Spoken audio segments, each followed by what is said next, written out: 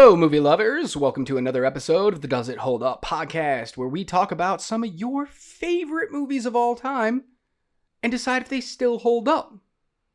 And if you don't agree with us, that's perfectly fine. That's discourse, and we love it. I'm Adam. And I'm Emily. And this week we are traveling back to 2009 in honor of a movie that is in your theaters as you are listening to this. We will also be checking it out, and hopefully we'll have a review up on our YouTube channel this weekend.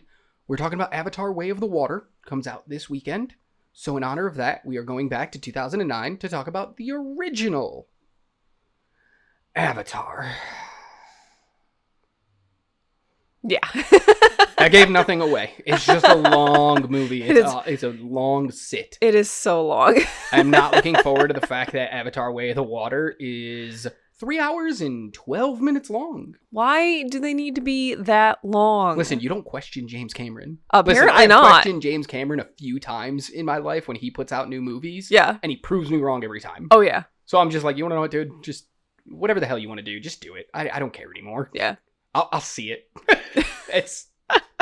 If he was like, hey, here's a 7-hour movie with no intermissions, and if you get up to pee in the middle of this movie, you will be gutted like a fish. And I'd be like, okay, I'll see it. I don't care. I would be like, dude, just make it into a miniseries. Nope. Dude, James Cameron does whatever he wants. It's why he has some of like the highest grossing films of all time, including this movie, which we will get to when we talk about the box office. Yeah. All right, so if you guys don't remember what Avatar is all about, Jake Sully is a paraplegic who is a former Marine. His brother was going to be a scientist / test subject on an alien planet called Pandora for something where he would pilot an avatar of the native people, the Na'vi. But his brother is unceremoniously killed, so Jake has to step in and do that, which is cool for him because he gets his legs back when he's the avatar. And he's going to basically help the military take over this planet because it's got a thing on it called unobtainium, which is worth a lot of money. Yeah. I have no idea what it does. It's just worth a lot of money. Yep. So he gets piloted this avatar, but he falls in love with Neyteri, who is a native Na'vi of Pandora, and he switches sides. And he's like, nah, you know what? I'm all in. Let's be a tall blue dude, and we're going to fight against my own people. Yeah. It is not a subtle movie by any means. No. It is in your face with this stuff. So yeah. Fun times. That's all I can say. Fun times. Yeah. And that's it. He gets accepted into the people. He's looked at as like their savior, and he helps fight off the U.S. military. So now that we're all caught up on Avatar and the concept of the movie and how it went, and we get a lot of cool stuff in the meantime, like Sigourney Weaver's in it, and she's a scientist, and she does some cool things, and some really beautiful creatures. And this movie, if you don't remember what the whole like hook of this movie was, is you had to see it in 3D or like IMAX because it was made for those things. It was all computer generated, basically. Yeah. Like 30% of the movie is live action. 70% of the movie, I don't know what the actual percentage is, but like 70% of the movie is all CGI. It's all motion capture created stuff. That was like the hook. And I want to see what he does in the new one. All right. So, first up, we're going to talk about those critics. Did they like it? Did they love it? Or did they hate it in 2009? And for that, we go to Roger Ebert. Yep. Roger Ebert gave this 4 stars. Roger. Yeah. But I imagine, I don't know what you're going to say next. I know you always pull that quote. I imagine he probably gave it 4 stars more for the technical aspect of the film than he did for the film itself. But I could be wrong. So let me know. So this is a quote from his review of that movie. It is, "Watching Avatar, I felt sort of the same as when I saw Star Wars in 1977. That was another movie I walked into with uncertain expectations. James Cameron's film has been subject to relentlessly dubious advance buzz, just as his Titanic was. Once again, he has silenced the doubters simply by delivering an extraordinary film." No, he absolutely just loved this movie. He goes in. Yeah, but like, go ahead. And this is just part of the review for him. Instead of really like discussing the movie, most of his review is just explaining what happens in the movie. So I honestly think a lot happens in the movie. It does. So a lot, and yet still a little happens in this movie. But everything that I saw from him was just positive. He didn't say a negative dang thing about it. Don't get me wrong. As a filmmaker, as somebody who has been working in the industry for, what year are we in? Like 8 years now. It's a masterclass. So, as a film lover, this movie's fantastic. 4 stars across the board. As an audience member, not sure it quite gets there. Yeah. Well, talking about critics versus audience. Yeah. I have the Rotten Tomatoes score as well. The critics gave it an 82%. Well, currently it has an 82. Currently. They didn't give it then. But. Okay, so 82. That's pretty low. For something like this, it seems low. What's the audience have it? Audience has it at an 82. 82? 82. Wow. Yeah. Okay. That's agree. Surprising. Yeah. I mean, it's visually stunning, but it is just so long. Yeah, and when you're sitting here going, Roger Ebert gave it 4 stars, you're thinking, all right, well, critics nowadays must have it at like 90 plus. To have it at an 82 seems rather low. I wonder if newer critics coming into it are just not as in love with it because it's not a technical masterclass. I mean, it's still great, but not like... We've seen stuff like that. Like, you watch Avengers Endgame, Thanos looks like he is in that world. He's mixed with live action. It's great. So, technology has advanced so far that maybe the appeal of Avatar is lost.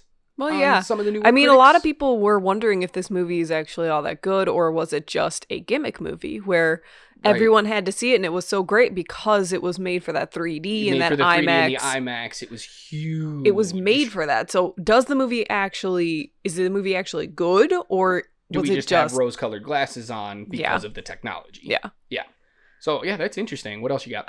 Last thing I have is the cinema score. So the cinema score, for those of you that don't know, if this is your first time listening to the pod, it is based on the audience who saw this movie opening weekend. It's in select theaters around the nation, mostly in LA. Cinema Score hands out scorecards after you leave the movie, and it's basically comparing your expectations to what you got in the movie. It's not saying, was this movie awesome or was it terrible? You can add that in there, but it's mostly about expectations, were they met? Yeah. And then you get a grade, F to A, based on if they were met. This movie got an A. Just an A? Just an A. It got an A. I mean, that's...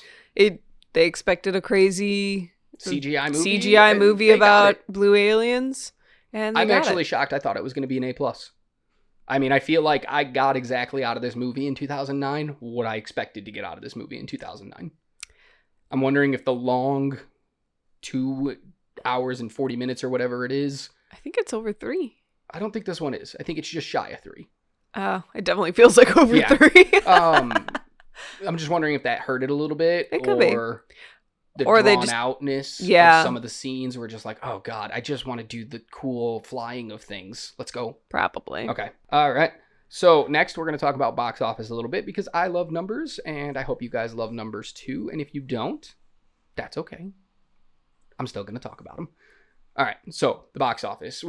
This movie's huge. Like, everybody who knows movies knows this is the highest grossing movie of all time. But its budget was an estimated $237 million. That's huge. That's insane. Yeah. No wonder this movie couldn't get made in the 90s. Nobody was going to fund that. Actually, fun little fact about the box office. James Cameron originally wanted to make this movie in the 90s, like right around the time he made Titanic. In fact, when he made Titanic, this movie was already an 80-page treatment that he was trying to shop around to get made. But because the technology wasn't as advanced as it was in 2009, or that era, it would have cost an estimated $400 million plus to make, because they would have had to design brand new technology and hire a bunch of people to basically create something. Damn. would have been a $400 million plus movie in the Yeah. 90s. That's why nobody would fund it until Cameron proved himself with Titanic. And then in 2002, studios were like, hey, let's take a look at that script. And then it eventually started getting made. This movie took 4 years to make. 4 years. It was in post-production for 3 years. Dang. All right, anyway. Domestically, this movie took in $785,221,649. Crazy. Mm-hmm. But that's through re-release. You know, it's been released quite a few. It was just released this year, actually. Really? Took in domestically another like 25 million plus this year to like prepare for the new one. Theaters were playing it again. Took in like another 25 million. So that number's a little inflated just because of having it throughout all these years. Worldwide, it brought in $2,910,284,102. Dang. Insane. Yeah.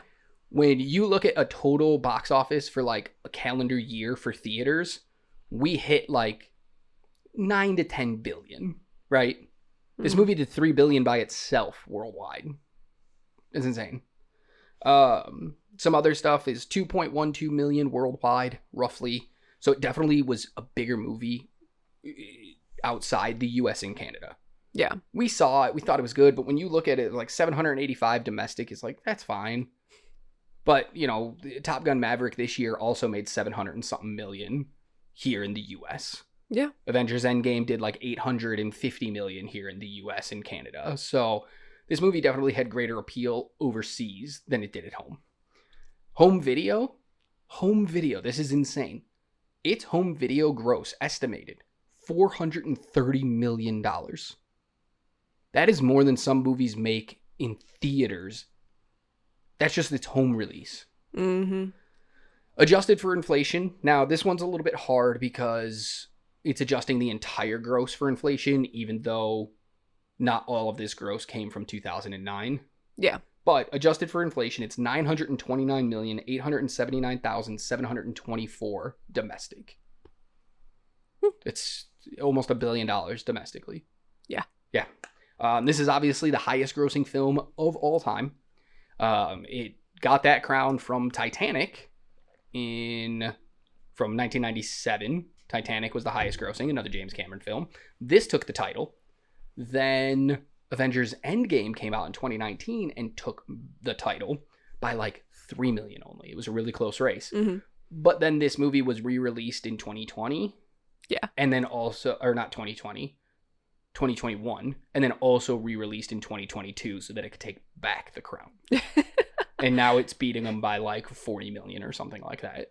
You're not allowed to play with my toys. But at the end of the day, it's like Disney owns both these properties, so they're fine. Let them battle.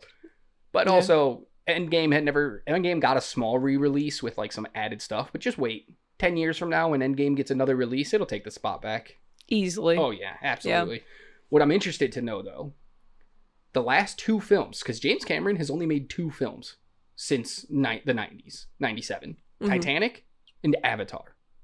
Yeah. Titanic went on to be the highest grossing movie of all time. Then it was beat by his own movie, Avatar. I'm excited to see if Avatar Way of the Water can do the same thing.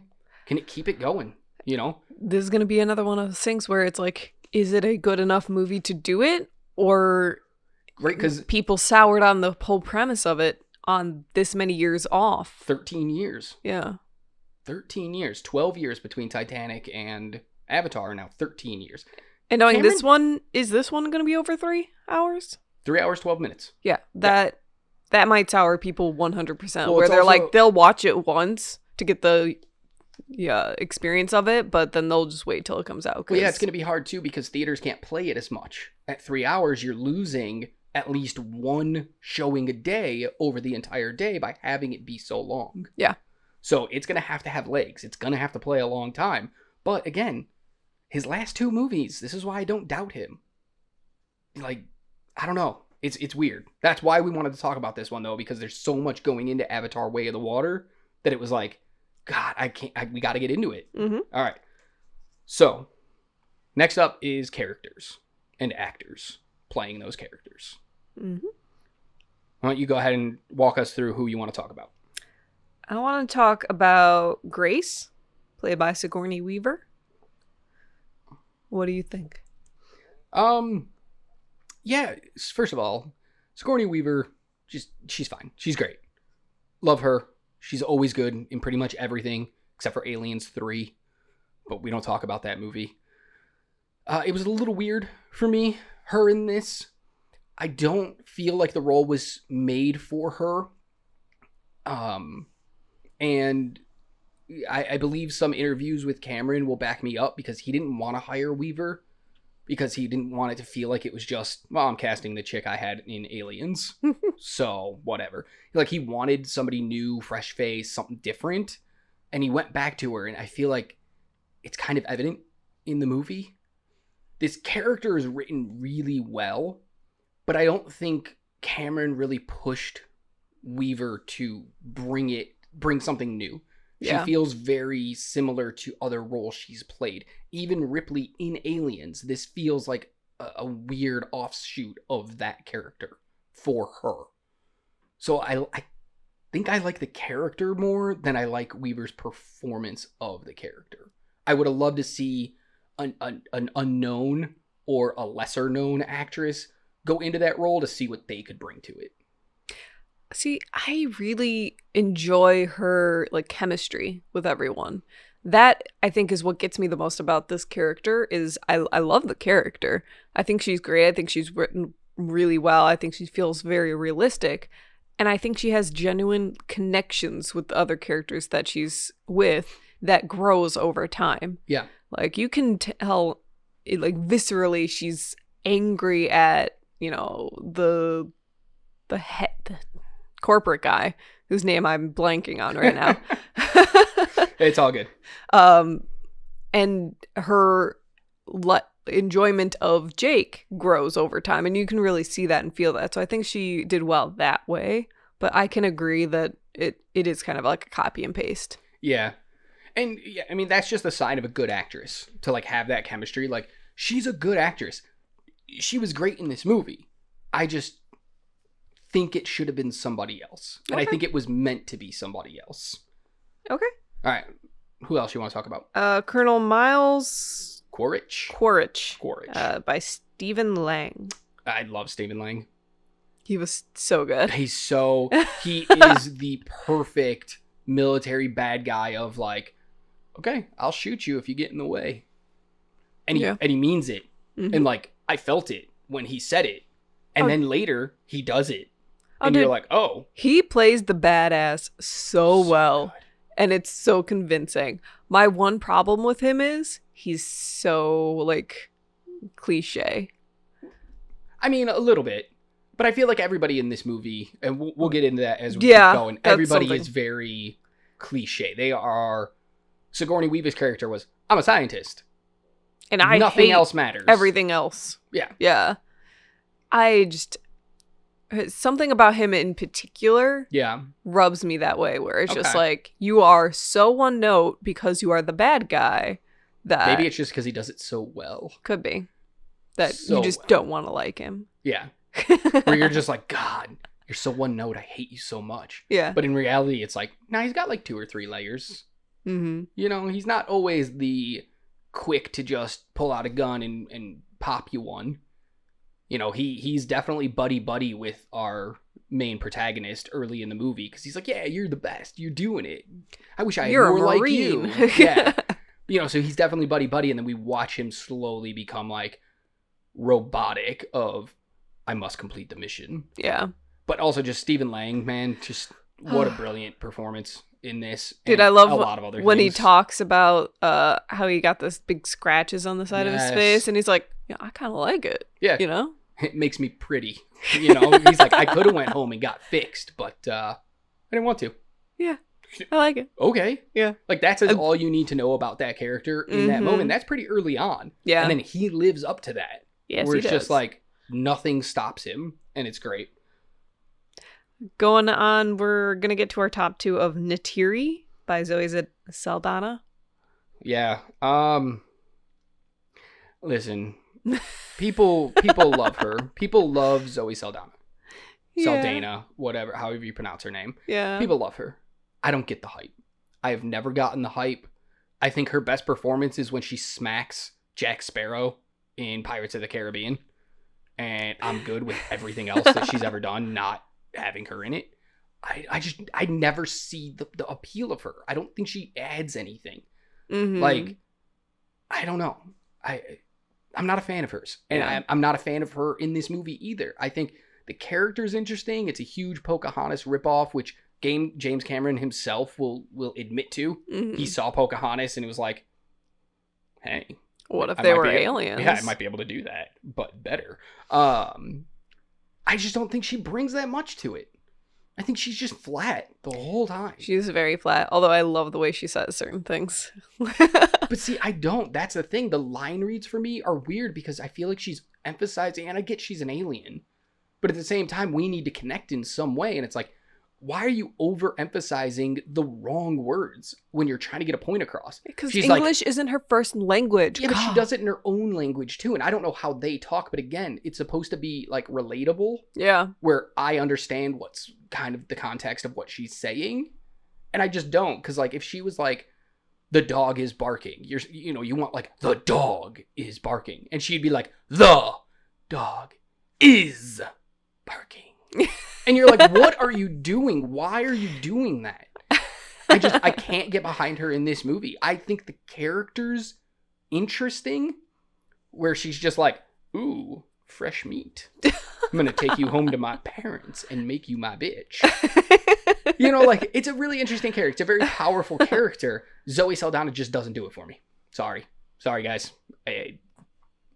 Let me know on all the socials that you'll find out at the end, the YouTube and TikTok and Twitter and all that stuff. Tell me how wrong I am, but I don't like her in Guardians of the Galaxy.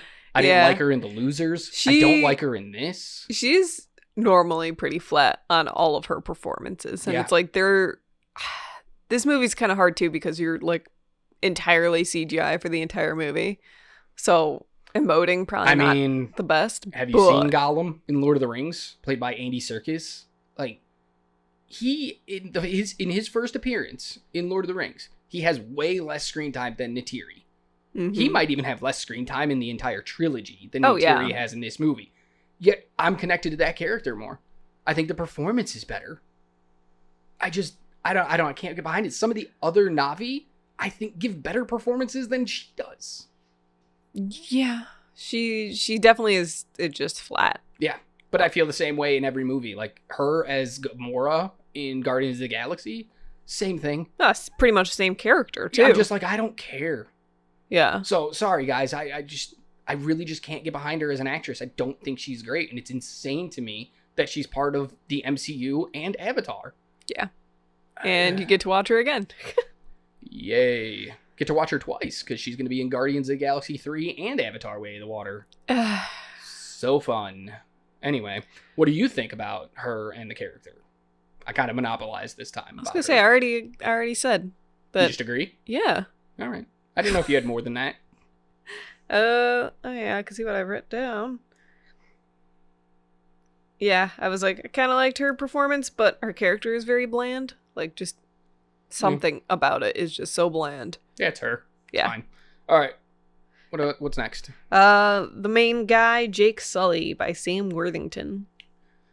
Listen, I'm gonna get a lot of hate. He sucks, and a lot of people do agree. That's not what I'm gonna get the hate on, but it's like, if your two main protagonists are bad at their jobs, your two main actors are bad at their jobs, how did this movie get good? How did people want to go watch this more than once? Because you only make that much money if people are repeat viewings. I couldn't know. They're awful. He is. You want to talk about flat and boring? Jake Sully is flat and boring. He gets like one good line in the whole movie, and the rest of it, I don't even remember he's there. I wrote down a character you can both get behind, but also get bored with. I don't even know if I can get behind him. I can't, just because some of the things he does is like, that's kind of cool. Meh. But I'm bored watching you do it. Yeah, he's not a good actor.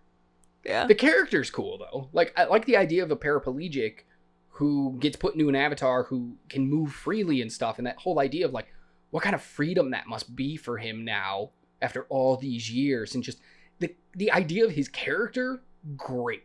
Sam Worthington behind the character, I hope he's better in part 2. Yeah, well, That's he's all had I can say. 13 years to get better. Yeah, but did you watch like Clash of the Titans? No. Yeah, I don't think he's gonna get better. So, sorry guys, I didn't like some of the acting, I guess. Yeah. All right. I mean, clearly I didn't either. Yeah. Okay. Let's get into the movie part, though. Let's go into our What Holds Up section. You want to start? Go for it. Sure. I thought it was an interesting spin on a story we all know. A lot of it is cliche because it's basically all regurgitated and just copy and pasted, but it's done in a somewhat new way. Like, okay. they added enough new so that it wasn't, like, just regurgitation. Yeah, I gotcha. All right.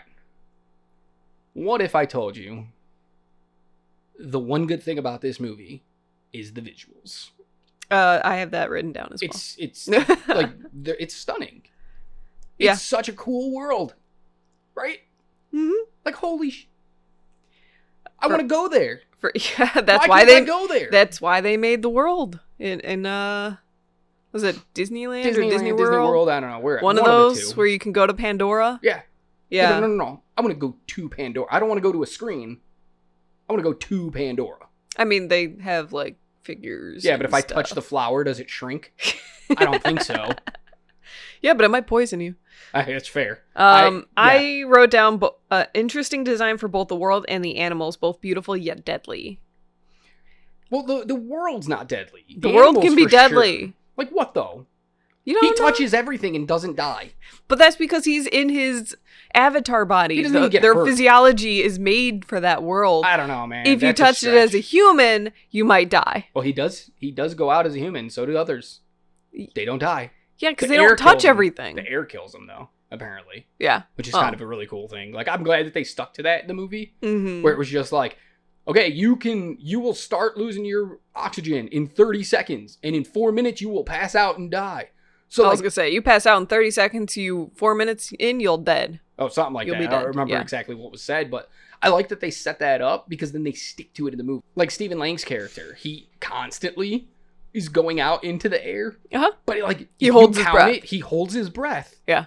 And then count it. And all of a sudden he's like, all right, I need air. And he puts his little mask on. You always see him getting redder as the scene goes on too, because he's actually holding his breath. Yeah. Great detail. Yeah, it's just a beautiful world. Like, let's just call it what it is. Yeah. I like the messaging in the movie. You know, obviously nature is important. We have to protect. Let's not just go, it's obviously a metaphor for the history of the U.S. Yeah. I mean, it even has a U.S. flag in the briefing room. Yeah. Well, it's not the window. It's not a flag. It's the window, but it's definitely a flag. Yeah. It even has the number 50 on it for the amount of stars. I don't know if you saw that, but it's there. I didn't see the 50. You'll have to go back and watch.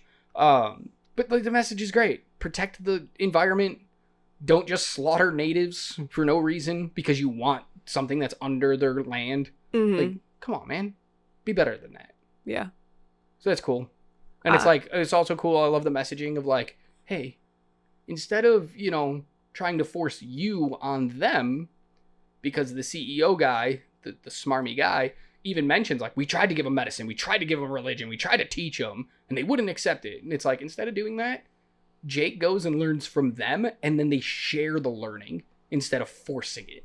Yeah. Like, that's just great. It's great. Oh, Wonderful messaging. Oh, yeah.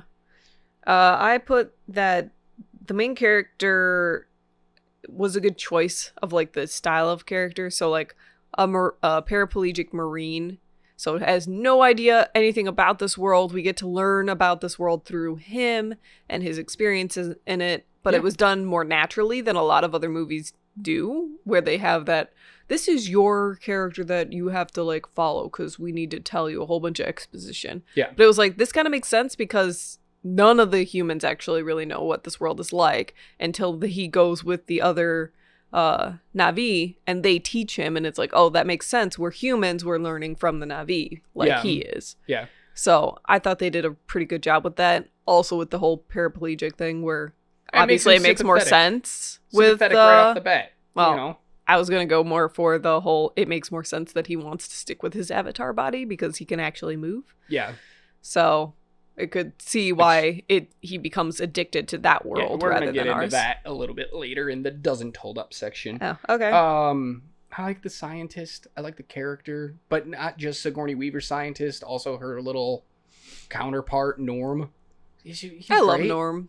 Yeah. He's great. I don't understand the 15 minutes where he goes real bitchy. I do. I It's get very it, but then realistic. he switches back like so quick. Like it was almost felt unnecessary, but he pulls it off really well. Yeah. And like you can understand it, whether or not it makes sense to do it. You can still get it. Yeah, it's one of those things where I feel like that was another plot point that they were supposed to have, but realized halfway through they're like, frick, we have like 16 different plot points we need to get through. And all bad guys. Maybe we should put somebody else back on Jake's side. Yeah, Yeah. maybe we cut this one halfway through. Like they started to film him being bad and it was going to be like this whole ordeal.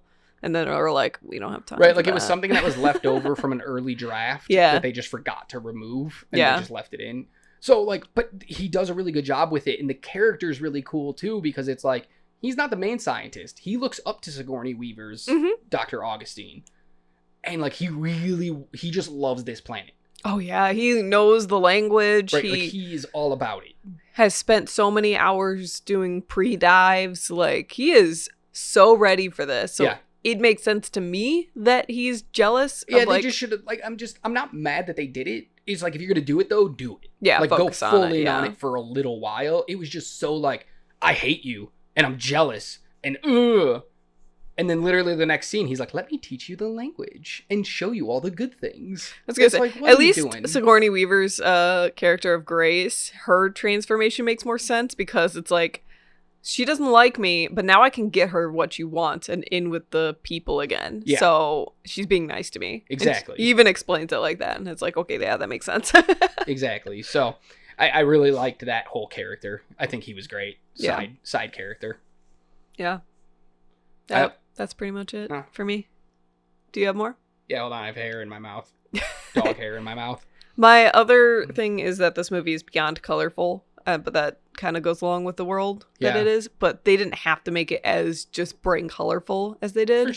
For sure. But that's one of the things that I like about James Cameron is he really focuses heavily on details and trying to make things like accurate and correct. And it's like, yes, a lot of things in even our nature that are super colorful are deadly. Yeah. So having that be in this world makes a lot of sense and makes us kind of connect with it. Speaking of color, right? Do you think it's a little hard to get through this movie because everything's blue and blue is such a calming color that it kind of puts you at ease and almost I lets definitely you almost fell zone, asleep. Yeah. Right? Like it's I don't know if blue was the right choice for these characters because it's not engaging enough. It's either that or he went with blue simply because he wanted to make us sympathetic towards them. Like they're going to be the good guys. He likes the color blue.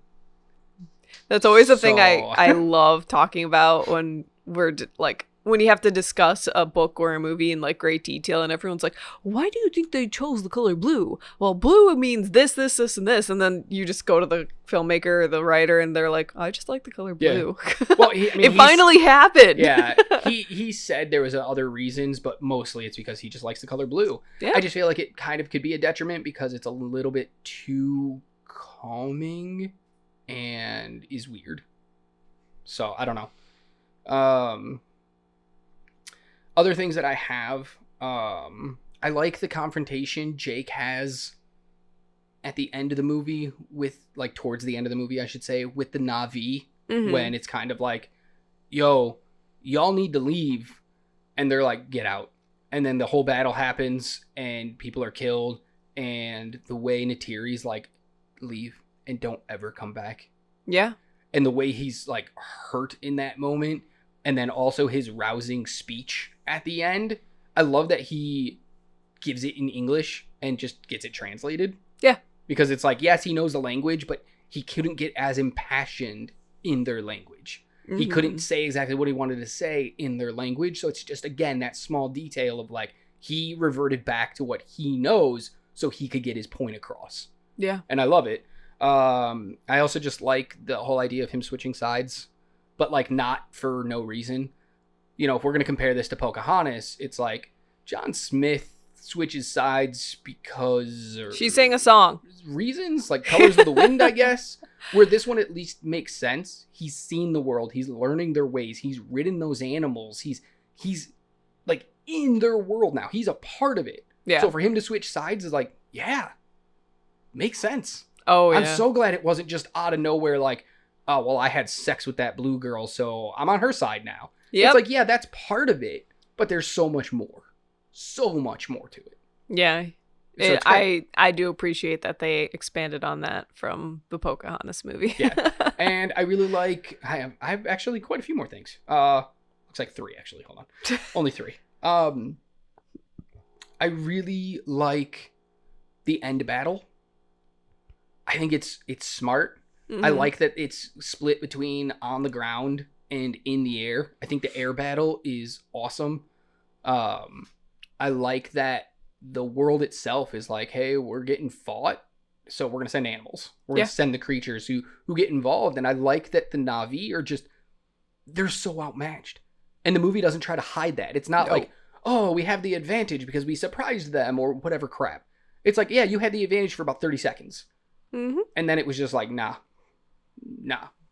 y'all dead. Until the rest of the creatures who are all armored and vicious and show up, and then it's like they're there to kill. Yeah, it's so good. And which leads into a wonderful, I like that they didn't end it on this big huge battle. I like that it also got personal. It was Jake versus the Colonel at the end, added in with Neyteri. Yeah, like just so good. Great transition into that moment too. So I also just love Stephen Lang.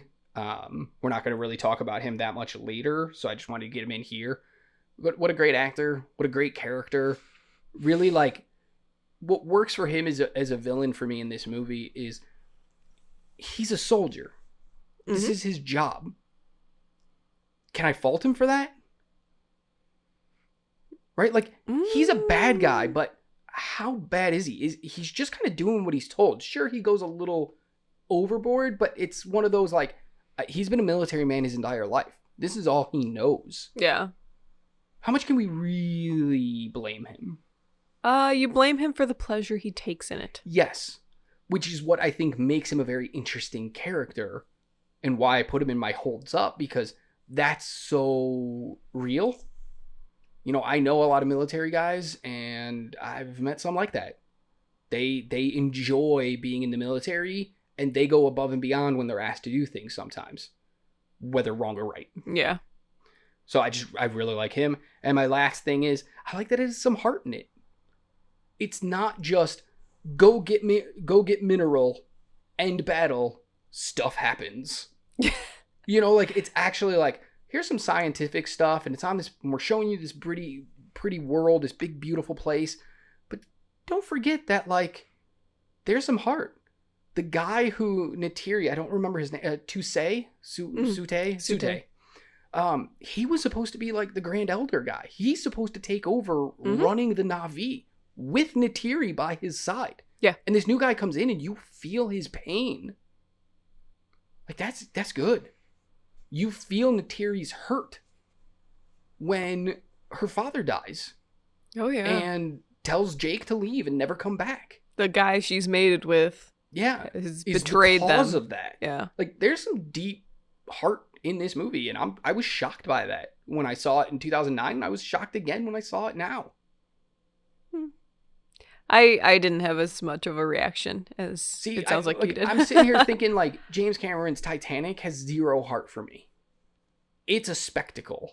That movie's a spectacle. It's not a good heartfelt story. It's like, oh, look, the dude's hooked up for like a day. Great. See, for me, I always get upset by the other people that you see drown, basically. Yeah. That's the part that always gets me, is like seeing the old people That's cuddling. what I feel like this movie had too. Some of just those little moments of heart. So, yeah, I had some good stuff that held up in this movie. Yes. But now we get to go into the fun part of what doesn't hold up. Yeah. Go for it. For me, some of the Na'vi CGI doesn't look great, especially when they're moving fast. Like, it just doesn't hold up. And this is the thing that we constantly get into, is CGI, no matter how great it is in the moment, will never fully hold up. They look flat in times. Yeah. They look flat in times. They look like almost blurry in other times, where it's just like, oh. I didn't really like the shine on them. There was like this weird, like, they always had like a light source directly on them. They just looked shiny. Yeah. And I didn't understand it. I didn't get it. I don't know why I don't know. There's just something about it is off. And even the creatures, while most of them look really, really good, some of them have those moments of just like, ooh. They feel a little weightless. Like they're not, you can tell that they're not actually there in the scene. Yeah. Which makes sense. It's all computer generated, but like there's no weight, no force behind them sometimes. And other times, it does look amazing. Oh, yeah. I will agree. There's definitely sometimes that the CGI looks way better than it has any right to. Correct. But for a movie that was based entirely on CGI, it's like, oh, so when some of it doesn't work, it takes you out of the experience. Absolutely. It's boring. Yeah. This movie's boring. The story's boring. Like, there's moments of like, yes, I'm in. But for a near 3-hour movie, 65 to 70% of it is just boring. Mm-hmm. And I don't care. Everything takes forever. Yeah. Every story beat takes forever. And I just can't get invested that much then. It's like, this movie does a really good job of pulling me in moments, but then can't hold me. It just immediately pushes me away again. Yeah. And that's what I noticed watching it this time. One thing I want to ask is, would this movie be better served as a miniseries? No. Really? Yeah. Because I definitely have points in the movie where I'm like, end part 1. Begin part 2. Absolutely. I mean, there's literally a fade to black. But you're looking at like 20-minute things then only. Like, if this was an 8-hour movie, then yeah, miniseries for sure. But 2:45 or whatever it is, I just don't see it. I don't know. I think it would just be a little more palatable. Palatable? Palatable. Palpable. Either one. It's fine. In shorter bursts. Yeah, I just feel like they would stretch it too much then. They would have to have unnecessary filler, and they already have unnecessary filler. Yeah. So what are you going to do? Like, here's an entire hour-long episode about them mating? I don't understand. You know, they probably would do that, yeah. They would do that. They would probably have an orgy or some weird thing just to extend the runtime. Yep. For me, the story is just all over the place. Yeah. It's the colonization, the love story, the politics behind getting this mineral, the science of it, the learning this new world. Like, there's just so much going on that it feels like they didn't have enough time for any one thing. And yet everything felt super slow. It doesn't hit a good mixture with its pacing. No. So you just lose it halfway through. I'm like, I'm so done with this movie. Oh yeah. I'm gonna throw a couple cliche things at you in my doesn't hold up section, and I want your initial reaction to when I say it. Okay. Military is bad. Oh yeah. That is major in this movie. White savior complex is the entire point of the movie. Sam Worthington. Sure. I didn't know he was a cliche, but okay. Well, he's a cliche in this movie. Racism. Yeah. I mean, easily, because the one guy constantly calls them savages. Or blue monkeys. Look, Sully, just find out what the blue monkeys want. You know, I mean, we try to give them medicine, education, roads. Or blue monkeys. Yes. And then basically missionaries. Yeah. I mean, that's all that Grace is. And while she thinks she does it for the best, they don't necessarily see it that way. And you also, like I said earlier, you get that scene of him being like, we tried to give them medication and religion and knowledge, and they didn't take it. Oh, yeah. All mercenaries are like, especially like religious or whatever, are all like, we gave them all these wonderful things, and yet they still deny us. And it's like, yeah, you're just you're forcing yourself on them.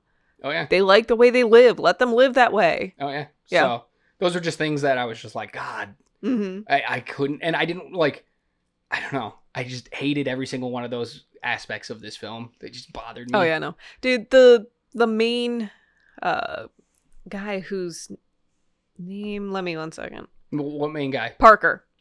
The head of the company or whatever that's doing it. Giovanni Ribisi's character. He is so cliche of being that like money hungry business guy, and that's all he is, no matter what. Except for the end when they kill a whole bunch of them, and he's like, "Oh crap, what'd I do?" Yeah, we should probably leave or whatever. Yeah, let's just go. Because we get that weird shot on him at the end when they're all getting on the ship to leave, and we just focus on him staring at like Jake looking sadly at him. Yeah, and you're like, shut up and get on the ship, you idiot. Yeah. Yeah, it's weird. It's so weird. Yeah, it's just... But the white savior complex is really just what kills me for this movie, mixed with the racism. Yeah, I feel like there's a way you gotta do that better where it's like... Like, why did he have to be the savior? Why couldn't it be like, he helped give them knowledge, but somebody else, like, he didn't have to be the leader. Sute could have been the leader. Yeah, he Jake didn't have just to become gave the him some knowledge. Torak Makto. Yeah. The rider of the last shadow. Yeah, it was just a little too far. Yeah, it definitely made it where it's just like, without this guy, you guys would have died completely. You would have been murdered so fast. Obliterated. And they would have mined your planet to death, and then the whole planet would have exploded. And it's not like you couldn't help Neyteri become the Torak Makto? Yeah. She was going to become the Sashik. Sure, but doesn't mean she couldn't be that writer who brought all of them together. Yeah. Yeah, I don't know. Super weird. I don't know. Super weird. What else you got in your doesn't hold up section? That was all my stuff. Yeah, it was just the last bit of the military guy seems like a caricature. But we already kind of discussed that. No, he's great. You don't... Keep that out of your mouth. What are you doing? He's great. He seems very stereotypical. You're stereotypical. Sure. In what you say. I got nothing. Okay. I'm just trying to defend Stephen Lang here. Yeah, that's pretty much all I have in my doesn't hold up. All right, that's fair. You want to go picking some nits in the orchard? Yeah, let's go nitpicking. All right, cool. So one thing that really bothers me, the Navi speak English. Oh, it's because they were taught that in the schools. They don't speak it well. No, Neyteri speaks it pretty damn well. But you also see her in the pictures of the school, so she was obviously like the first one there. Hate it. Unobtainium? Really? Yeah. That's what you named it? Like any name in the world, and you chose Unobtainium. So, doing research for this movie, knowing we're going to do a podcast about it, in fact, that's used in a lot of things. Mm-hmm. It's used in real life, too. Unobtainium? Really? It's like, basically, it's the idea of a mineral or something that's needed that doesn't yet exist. Yeah. Is what it's... So, it's like, I have this really good idea for this new product, but it's not possible without this one piece. Well, that's your unobtainium then. Yeah. So doing the research and learning that, I was like, I don't know if that came before this movie or after this movie. I think it came before. Probably. Kind of makes sense to me then. Yeah, they don't really say what it's for. They just say it's expensive. It is just so... bleh. I know. It's like they could have come up with a better name. But the idea that name exists in the real world in some capacity lets me back off it a little bit. Once again, it's that whole idea where James Cameron does his research. Exactly. And he puts a lot of detail and love into all his products. That's why we don't question him. We just let him do his thing. Yeah. That's why every studio is like, what do you need? And he's like, $1 billion. And they're like, here you go. Yeah. It's amazing. So Jake's a terrible leader. Terrible leader. He's like, hey, we're going to go fight. We're completely outmatched and you're all going to get slaughtered, but follow me. Yeah. Let's not have a great game plan where it's like, yeah, we waited until they were in our area so their like mechanisms don't work. We didn't like guerrilla warfare them or anything where we hid. We just ran at them. Yeah. Yeah. Full force. Leader. Terrible leader. Holy crap. Use your area to your advantage. Also, you have knowledge. You work for them. Yeah. How did you not have anything to bring to this fight? Yeah. I mean, he's like, I gotta go get Big Bird. Then we fight. Terrible leader. God, I hate it. I hate it so much. All right, well, what's some of your other nits? I got a few more. The braid tentacle thing is just creepy. Just freaking creepy. Yeah. Well, it's creepy because of the context we put on it. Yeah. To them, it's not creepy. Yeah. It's But, just yeah, it's still the movement is just. So when they're in their avatar bodies, Yeah. why the hell are they wearing human clothes? Don't you want to blend in? Don't you not want to be called out? Well, I think they're going to be called out anyway because they have the 5 fingers instead of the 4. And eyebrows. Really? Yeah. I didn't even notice that. Neyteri and them don't have eyebrows. The real Navi don't have eyebrows. They have like a hint of an eyebrow, like there's a shadow there or something. Mm-hmm. But the actual avatars have like full-on eyebrows. That's another bit I didn't notice. Oh, okay. Yeah. Yeah, it's just, it bothers me. Like, don't wear human clothes. And then, like, if the Navi happen to see you, they'll just ignore you and or They'll be like, speak oh, to you're you. probably from a different group of people. Yeah, that's another nit that I have is where's all the other people? We learned that in Way of the Water, there's other tribes on this planet. Where the hell were they? We brought them in the end of the movie. I mean, some of them. They got to like 12 different tribes. Yeah, where the and hell brought were them they in. with the rest of the movie, though? Why are they just letting stuff happen? Why not? Ridiculous. All right, what I else mean, you got? technically, the people that we know are just letting shit happen too. That's fair. What else you got? Yeah. I have all the sky people are selfish. Literally every single one of them, including like Grace, who we want to believe is like there to help the people. Yep. She just wants to get her samples. Yep. Jake, too. Yeah. He just wants legs. Yeah. Like every single one of the sky people in this movie are just selfish pricks. Oh, yeah. Yeah. What is the purpose of the avatars? Oh, they used it so they could go out and study things. Just put a mask on and go out and study things. Why do you have to be in an avatar? Yeah, I think it was just so that they could communicate, like be one of their people, one of the natives. You couldn't, the language and their customs. You've been studying them. You couldn't just walk up and start speaking and be like, yo, I'm friendly. And it's weird that all of the people that get an avatar are scientists only. Yeah. Like, Jake is the first Marine to get one. Right, like, listen, you want them to move? Why not send in a negotiator in an avatar body and tell them to get the hell out? Yeah, it's have weird. a force of people that can actually go one-on-one with them. Yeah, the avatar thing makes zero sense. What else you got? My other thing was that all characters are too cliche, but you already went over that with Doesn't Hold Up. Neyteri takes Jake home. Because the little seeds were like, yay! Yeah, but she saves him. Yeah. Before that. Because the little seed thing was like, hey, don't shoot him. Nah. It lands on her bow as she was going to kill him. Yeah. Dumb. I mean, that's just a sign of don't kill him. That's not a take him home to your parents and make him leader of your tribe. No. That was her saving him. She saved him. Mm-hmm. And it wasn't until all of them went on his body it's dumb. that she was like, come with me. Listen, it's dumb. I don't care if you try to rationalize it. It's dumb. It was rationalized. Ditpick. Ditpick. Not a ditpick. Nitpick. Jesus. All right. Last nitpick that I have, though, is 3 months. 3 months. He learned everything in 3 months.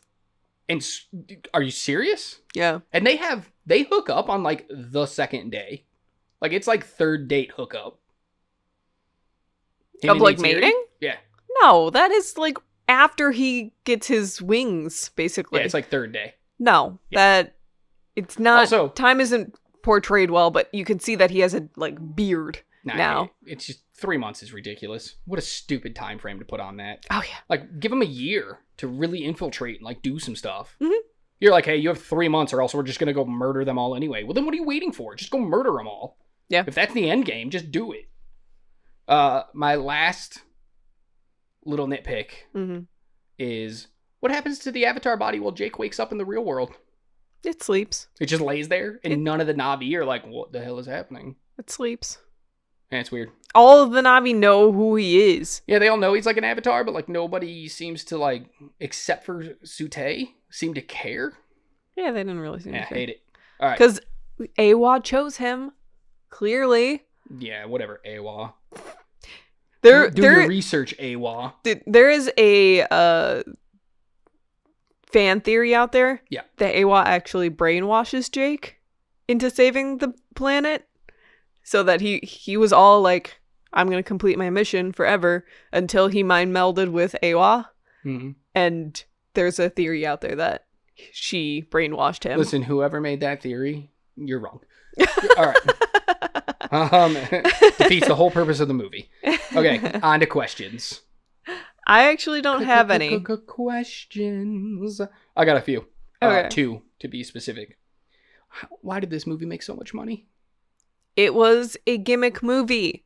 You had to see this it. much money? Yes, you This had to much? see it in the high quality, like 3D think, like, people and who- IMAX, and those tickets cost more. Yeah, but do you think people went and saw it in like regular, right? Like standard? And then people were like, oh my God, that movie's so good in 3D. And they were like, well, damn, now I got to go see it in 3D. Yes. And then people were like, oh my God, did you see it in IMAX? And they were like, damn, now I got to go see it in IMAX. Maybe. People were just buying like 3 tickets to this movie just so they could see it in every aspect. I mean, we already know people who are having to see this the new one more than once because they weren't able to get into like IMAX or Stop Dolby. it. A movie's a movie. Just watch Right it and away. enjoy it.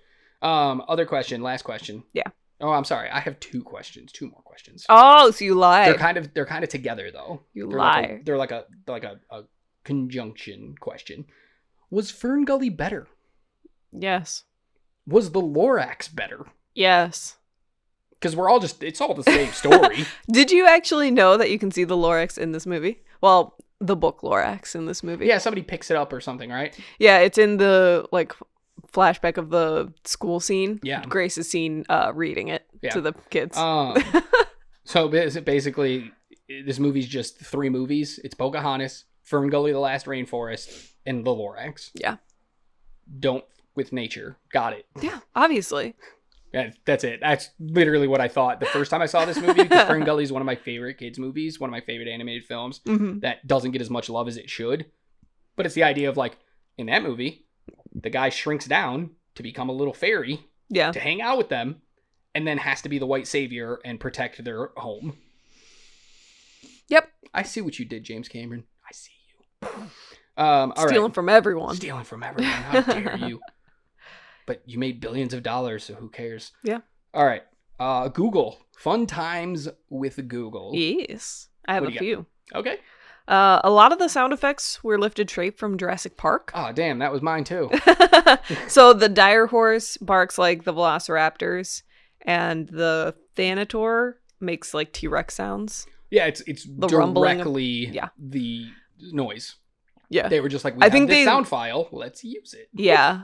So, well, some people say like they didn't like directly steal it, like they recreated it, but it sounds exactly. No, it's the same. Exact. They might have same. modified it slightly in post, but they basically had the file and they just used it. Yeah. Yeah. And I don't even think those are the only 2. I heard it quite a few times. Yeah, in there's this probably movie. other ones. Those are just the 2 main easy ones to point out. Yeah. Did you notice all animals are 6-limbed? Yes, I had that on there too. And did you notice all flying creatures were 4-winged? Yeah. So that they felt similar, but also alien. Mm-hmm. I kind of really like that. Oh yeah. That's kind of really cool. It adds an aspect to this movie where it's not like, oh, this would just look cool on this character. It's like, no, there's clearly an evolutionary reason why they have Yeah. this many limbs. It's not just like one animal, it's all of them. Yeah. James Cameron initially didn't want that. He was just going to go with 4 limbs. But he was like, well, maybe we should change it. Let's draw something up with 6 and let's see what it looks like. And the minute he saw it, he was like, that's it, done. Yeah. Everything's got to have 6. And then originally the flying creatures were all going to have just regular wings. But after seeing the 6 limbs, he was like, we need to add something. Let's put little wings under the big wings. Oh yeah. And that's It's like, such a neat detail. that's that brilliant mind, though. This is why I don't question him. I've said it 100 times in this podcast already. I don't question James Cameron. Because that's that brilliant mind of like, okay, we'll just do regular limbs. Mm-hmm. Maybe not. Okay, everybody has to have 6 limbs so that it's, like you said, an evolutionary trait on this planet. And all the birds need to also have additional appendages as well. Yeah. Just, most filmmakers are like, who cares?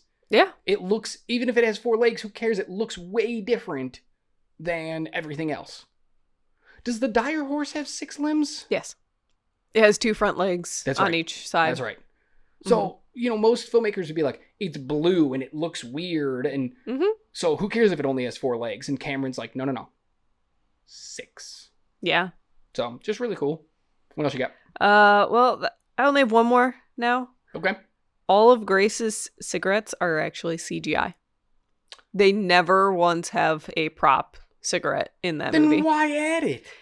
It is added simply because James Cameron wanted to make a statement about people who are constantly in video games and don't take care of their bodies. So that is why that character trait was given to her, where she spends most of her time in her avatar body, and as soon as she comes out, she damages her normal body by smoking. Got it. Okay. So Interesting. there was a point to that characteristic, and yes, they are all CGI. Wow. Okay. What a thing to CGI in a movie. Yeah. But yeah, he didn't want a single one on set. Yeah, I would say either Cameron or Weaver was like, I'm not actually going to smoke. Yeah, so she was CGI. pantomiming it. Yeah. That's hilarious. Hey, she did a good job because I didn't know. Yeah. All right. Going into our sizzling hot takes. Mine isn't hot, so I don't have one. Mine was just going to be like the movie is too white savior, but we've kind of already discussed that a lot. My hot take, there is nothing special about Avatar. Yeah. I guess my hot take would be just this was a gimmick movie and that's all. Yeah, it's not like incredibly informative. It's like, man, filmmaking prowess, top notch, 100%, A+. Mm-hmm. Everything else, I don't care. Yeah. Whatever. There's nothing special about Avatar. In 2009, maybe. But I remember not even liking this movie in 2009. Oh, yeah, but it was an event. But it was an event. You had to go see it. Yep. And I don't know why, because there's nothing special about Avatar. All right, let's get into our awards. Yeah.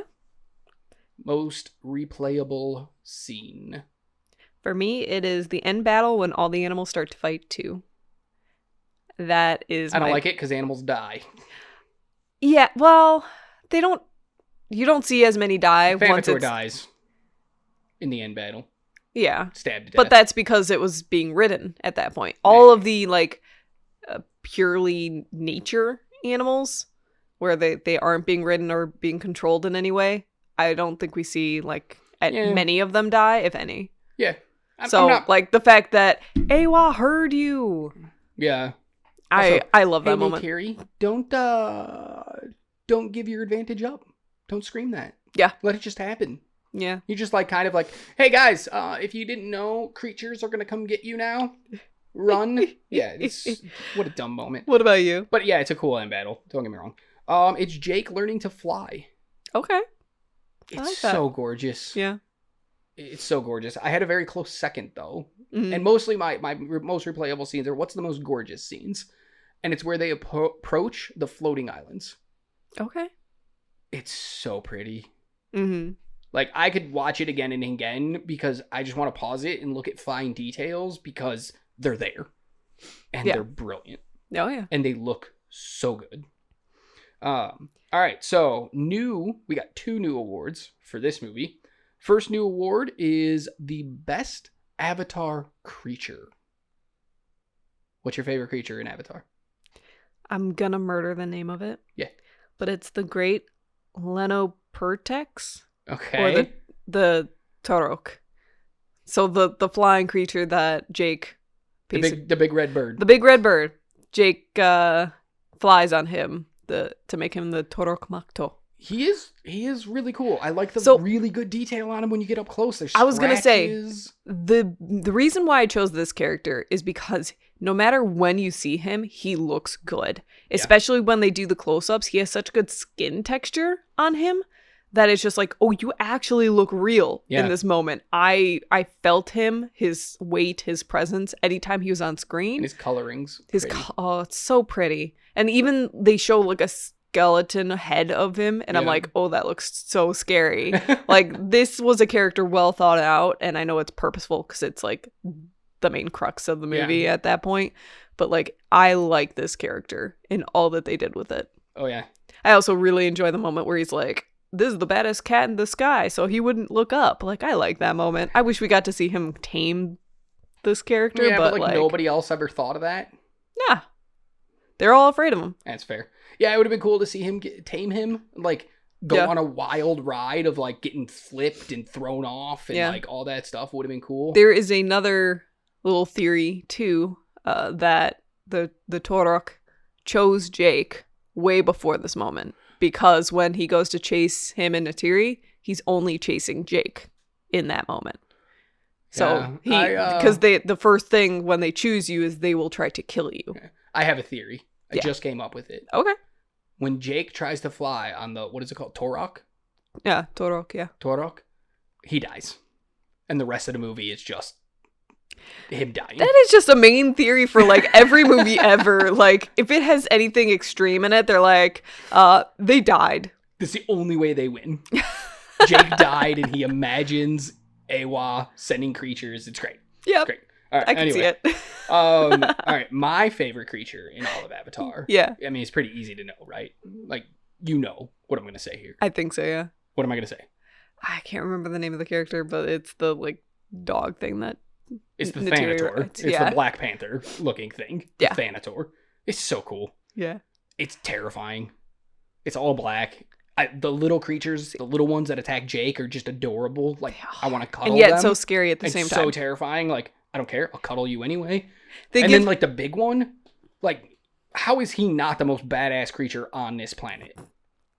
My problem with that creature is he's like always shiny for some reason. Yeah. And I'm like, everybody's shiny on this planet. but Your he's big just bird so is shiny egregious. too. He's just so egregious because he's matte 'Cause black. he's black. Yeah.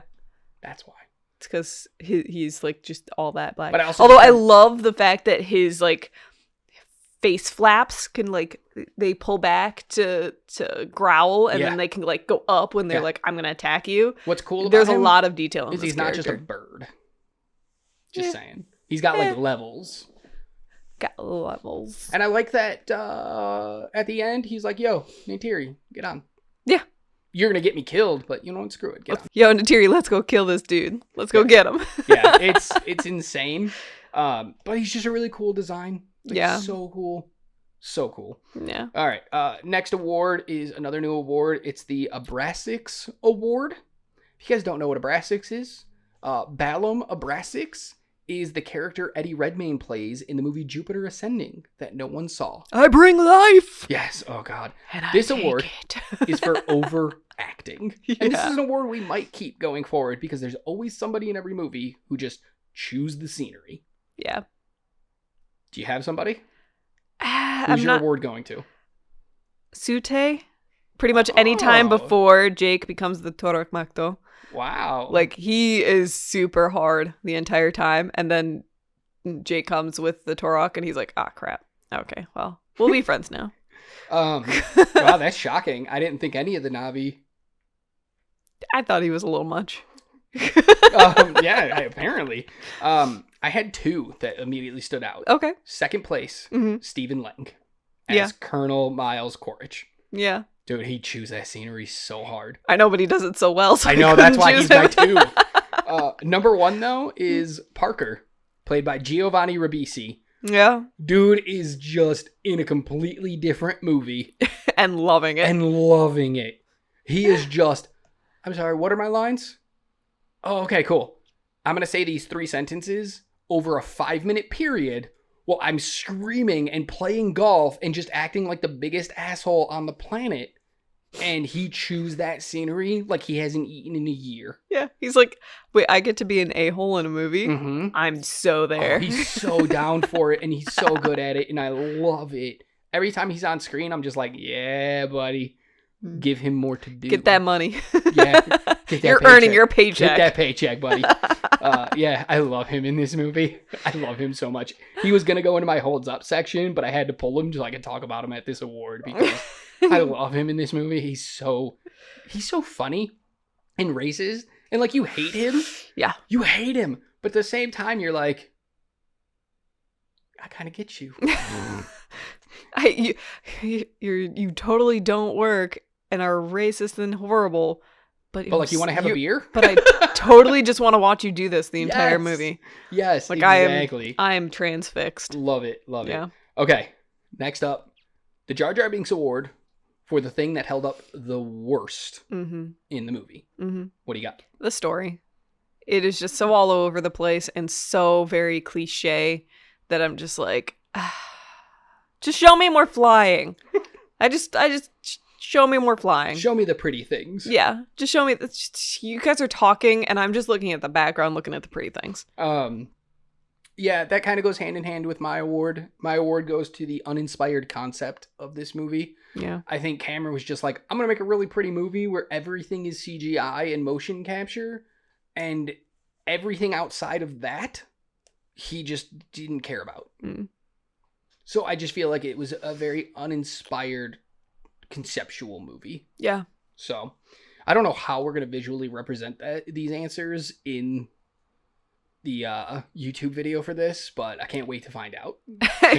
For me, I was just going to show our faces. All right, and our last award is the good award of the night. It is the Paul Rudd Award for the thing in the movie that held up the best. Okay. Since its release. Yeah. I have James Cameron.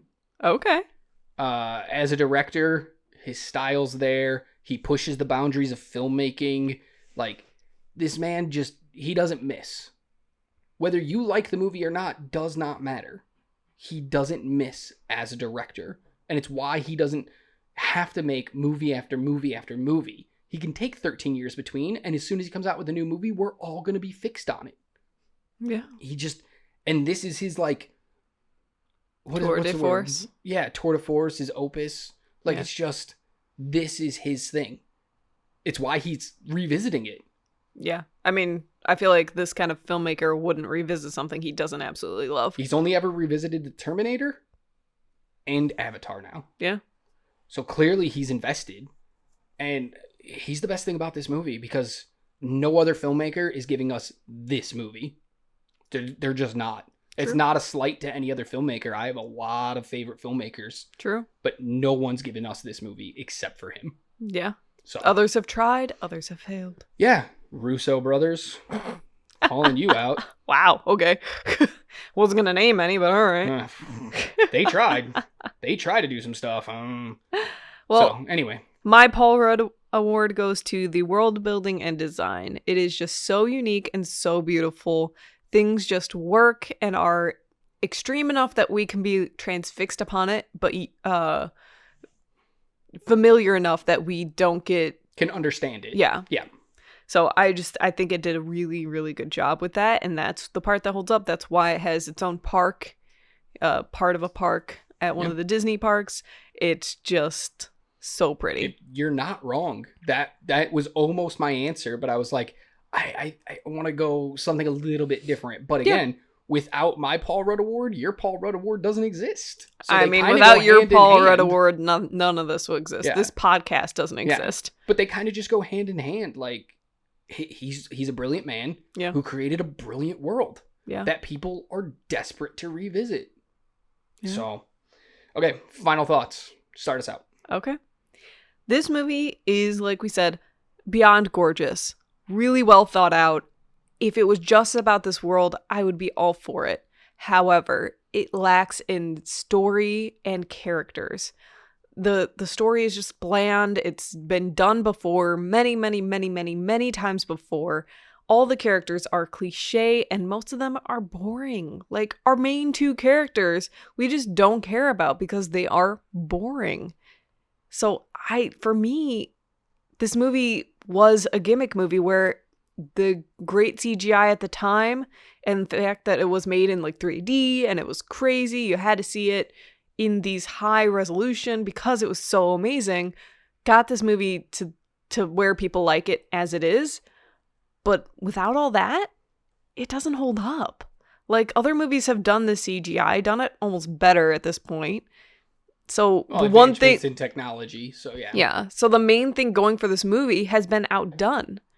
It's not good enough to stand on other merits. Wow. Okay.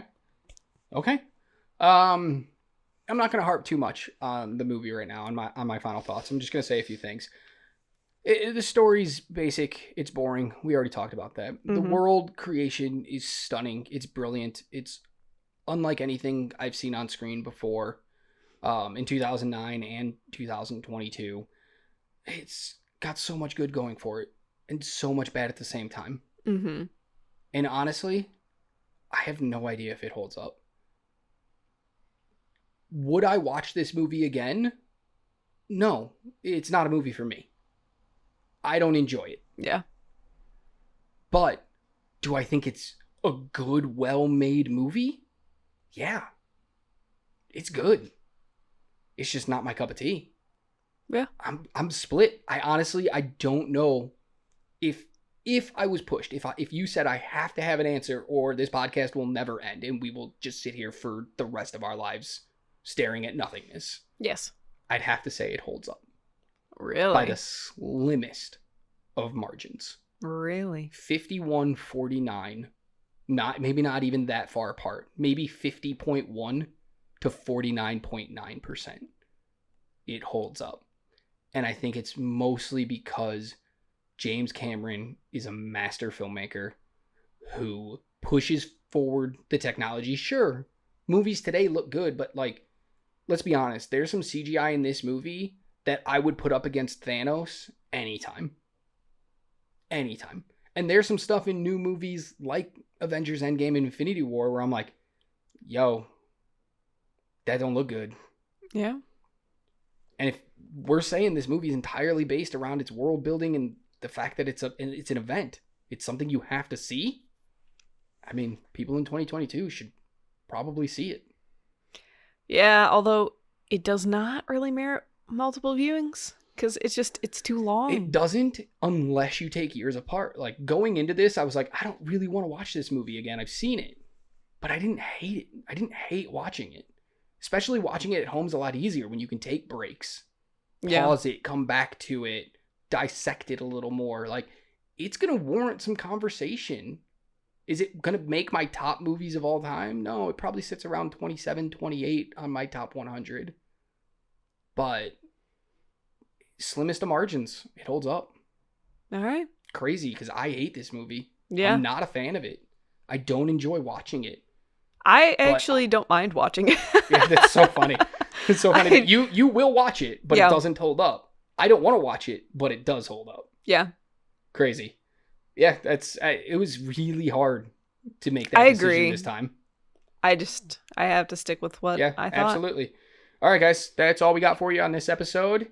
If you like this episode, make sure to come check us out on all our socials. YouTube is just Does It Hold Up? Come find us. We put up daily fun facts about movies, things you may know, things you may not know, stuff you missed. It's a good time. We also have an Instagram at doesitholdup13. We do stuff on there too. Not as much though, so if you don't want to follow us there, that's fine. We have a TikTok. We're active on that every day as well. It's Does It Hold Up with an underscore between each word. We also have a Twitter. We try to be active on that. So the more interactions we get, the more active we will become on there. It's Does It Hold Up 13. We have a Facebook page, Does It Hold Up. Probably our least used social media is the Facebook page, but you can still find stuff on there. You can find this podcast on there as well. Just ways that you can reach us. You can also email us at doesitholdup13@gmail.com. So if you have ideas of like what movies you want, or you're like, hey, the comment section on YouTube will not let me put this 2-page comment, email us your thoughts. We're cool with that too. Yeah. But that's it. Anything else you want to say before we wrap up? No, I'm apprehensive about seeing the new one, but definitely come back and check out our review. We'll have coming a review on YouTube. Sometime this weekend. Reviews are only on YouTube. Mm-hmm. You can't find them anywhere else, so make sure you come like and subscribe our channel on YouTube. It's just at Does It Hold Up. Yeah, it's always a review under 5 minutes, so it's always try to do quick worth the wait. reviews. I don't want to have you guys sit there for 20 minutes and spoil a bunch of stuff, so it's just we try to do between like 2 and 4 minutes of spoiler free. Sometimes we'll do spoiler reviews if there's more stuff to talk about, but we try to be make it easy for you guys. Let you know if it's something that you should see or not. Mm-hmm. All right, that's it. That's all I got. Yeah. All right. Holiday season. Go check out Avatar this weekend. Let us know what you thought about it. Check out our stuff on YouTube. And in the meantime, keep watching movies. Bye.